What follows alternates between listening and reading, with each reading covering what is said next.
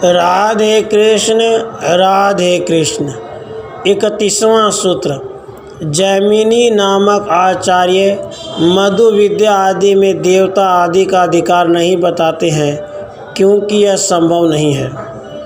जैमिनी नामक आचार्य मधु विद्या आदि में देवता आदि का अधिकार नहीं बताते हैं, क्योंकि यह संभव नहीं है। आचार्य जैमिनी ने छांदोग्योपनिषद के 3 अध्याय में मधु विद्या का वर्णन करते हुए कहा है कि देवताओं के लिए स्वर्ग आदि भोगों की प्राप्ति हेतु यज्ञ आदि कर्म अनावश्यक है, क्योंकि उनके लिए सभी वस्तुएं स्वतः प्राप्त है, इनमें उनका अधिकार नहीं है। इस प्रकार ब्रह्म विद्या में भी उनका अधिकार नहीं है। 32वां सूत्र। ज्योतिर्लोकों में देवताओं की स्थिति होने के कारण भी उनका यज्ञ आदि कर्म एवं ब्रह्म विद्या में अधिकार नहीं है। ज्योतिर्लोकों में देवताओं की स्थिति होने के कारण भी उनका यज्ञ आदि कर्म एवं ब्रह्म विद्या में अधिकार नहीं है। ये देवता ज्योतिर्मय देवलोकों में निवास करते हैं, वहाँ उन्हें सब प्रकार का ऐश्वर्य प्राप्त है, जिनसे उनके लिए अन्य लोकों की प्राप्ति हेतु ब्रह्म विद्या जैसे कर्मों में प्रवृत्ति संभव नहीं है, जिससे इसमें उनका अधिकार नहीं है। 33वां सूत्र। किंतु आचार्य बादरायण यज्ञ आदि कर्म एवं ब्रह्म विद्या में देवता आदि के अधिकार का भाव मानते हैं, क्योंकि श्रुति में ऐसा वर्णन है। किंतु आचार्य बादरायण यज्ञ आदि कर्म एवं ब्रह्म विद्या में देवता आदि के अधिकार का भाव मानते हैं, क्योंकि श्रुति में ऐसा वर्णन है। बृहदारण्यक उपनिषद में कहा गया है, देवताओं में से जिसने ब्रह्म को जान लिया है वह ब्रह्म हो गया।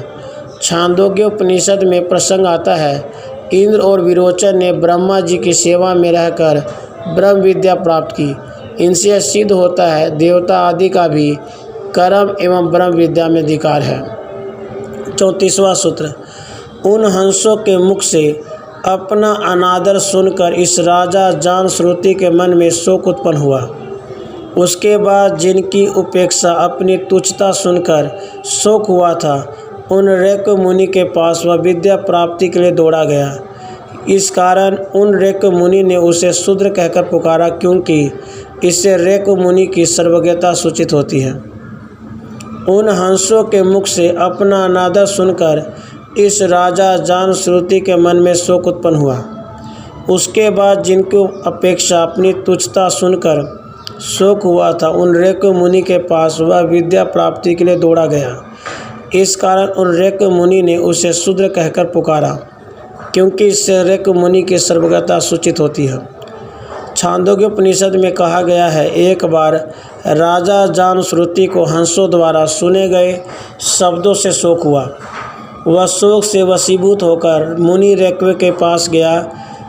यद्यपि राजा क्षत्रिय था, किंतु शोक के वशीभूत होने के कारण मुनि ने उसे शूद्र कहकर पुकारा। जो शोक के पीछे दौड़ता है वह शूद्र है।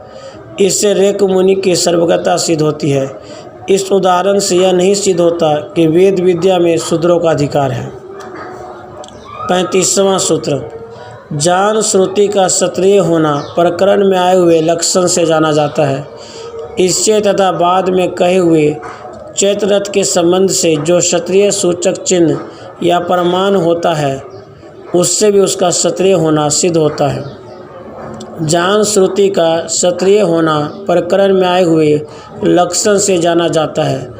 इससे तथा बाद में कहे हुए चैत्ररथ के संबंध से जो क्षत्रिय सूचक चिन्ह या प्रमाण प्राप्त होता है, उससे भी उसका क्षत्रिय होना सिद्ध होता है।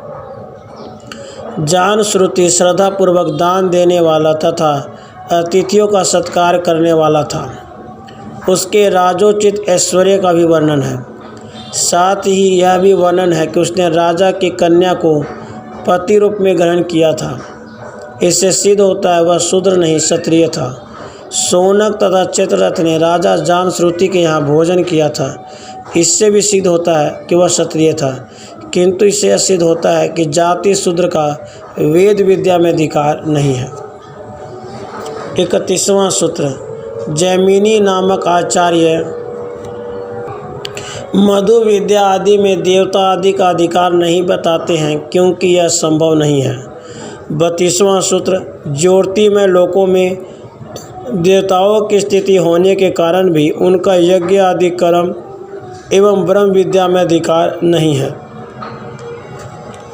33वां सूत्र, किंतु आचार्य बादरायण यज्ञ आदि कर्म एवं ब्रह्म विद्या में देवता आदि के अधिकार का भाव मानते हैं, क्योंकि श्रुति में ऐसा वर्णन है। 34वां सूत्र, उन हंसों के मुख से अपना अनादर सुनकर इस राजा जान श्रुति के मन में शोक उत्पन्न हुआ। उसके बाद जिनकी अपेक्षा अपनी तुच्छता सुनकर शोक हुआ था, उन रेक मुनि के पास वह विद्या प्राप्ति के लिए दौड़ा गया। इस कारण उन रेक मुनि ने उसे शूद्र कहकर पुकारा, क्योंकि इससे रेक मुनि की सर्वज्ञता सूचित होती है। 35वां सूत्र, जान श्रुति का क्षत्रिय होना प्रकरण में आए हुए लक्षण से जाना जाता है। इससे तथा बाद में कहे हुए चेतरथ के संबंध से जो क्षत्रिय सूचक चिन्ह या प्रमाण प्राप्त होता है, उससे भी उनका क्षत्रिय होना सिद्ध होता है। राधे कृष्ण, राधे कृष्ण।